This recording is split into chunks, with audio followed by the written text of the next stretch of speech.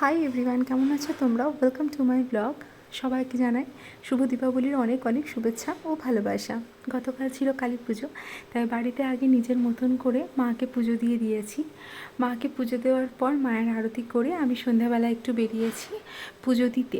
আসলে আগে না আমার উপোস করা হতো, প্রায় অনেকটা টাইমে উপোস থাকতাম। পুজো সেরে একেবারে পুষ্পাঞ্জলি দিয়ে খাবার খেতাম, কিন্তু 2 বছর যাবৎ আমার এই উপোস করা হচ্ছে না।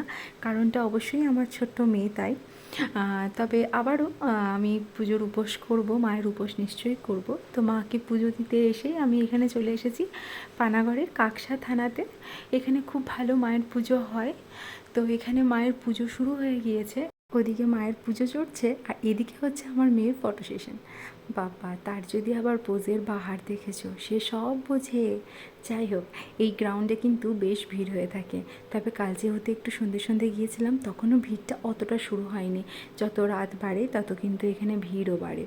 বেশ কিছুক্ষণ এখানে থাকার পর এই যে আমার মেয়ের ফটো সেশন মোটামুটি শেষের দিকে।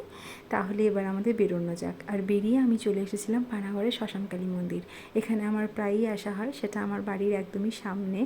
মায়ের পুজোর দিনে মাকে দর্শন করে এখন আমরা আবারও বেরোচ্ছি। হ্যাঁ, তারপর আমি আরও দুখানা মন্দিরে গিয়ে প্রণাম করে এসেছি, তবে সেটা আমার আর ক্যাপচার করা হয়ে ওঠেনি। তো বাড়িতে ফিরেই আমরা এখন সোজা চলে এসেছি ছাদে। ছাদে এই যে মেয়েকে একদিকে বসিয়ে রেখে তার বাবা এখন ফানুস ওড়ানোর প্রস্তুতিতে ব্যস্ত। দেখতে পাচ্ছ, এই ফানুস ওড়ানোটা কিন্তু আমার ভীষণ ভালো লাগে। আমার থেকেও আমার বড়মশাইয়ের কিন্তু এটা ভীষণ প্রিয়। প্রত্যেক দিওয়ালিতে তাকে ফানুস ওড়াতেই হবে, এটা কিন্তু ম্যান্ডেটারি। বিয়ের পর থেকে তার সাথে আমিও যোগদান করেছি। আমারও ভীষণ ভালো লাগে। ফানুসটা বেশ কত দূর চলে যায় আর হাঁ করে আমি দেখতে থাকি।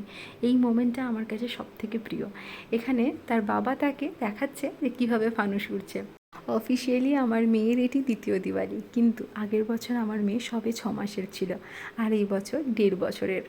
আমার মেয়ের মনে থাকার মতন বিষয়বস্তু এটা নয়, তবে সে যে মজা করতে শিখেছে এটাই আমাদের কাছে ঢের আনন্দের। আমার মেয়ের সাহস দেখেছো? এই সাহস দেখে কিন্তু আমি আর আমার কর্তামশাই দুজনেই অবাক হয়ে গিয়েছি। তোমার ভয় লাগে না? অনেকবার তাকে জিজ্ঞাসা করাতেও সে ঘাড় নাড়িয়ে বলেছে, ভয় না না, এই আর কি। তবে তাকে এইসব করতে দেখে আমরা বেশ মজা পেয়েছি, তবে একটু সাবধানেও রেখেছি তাকে। আমরা বেশ খানিকক্ষণ এই যে বাজি ফাটিয়ে আলোর উৎসবে একটু আলোতে মাতামাতি করে এবার আরেকখানা ফানুস ওড়াবার পালা। এই দিওয়ালি সব কিছু ভালো হোক, সব আলো হোক, এটাই কামনার। Happy Diwali to all of you. Tata.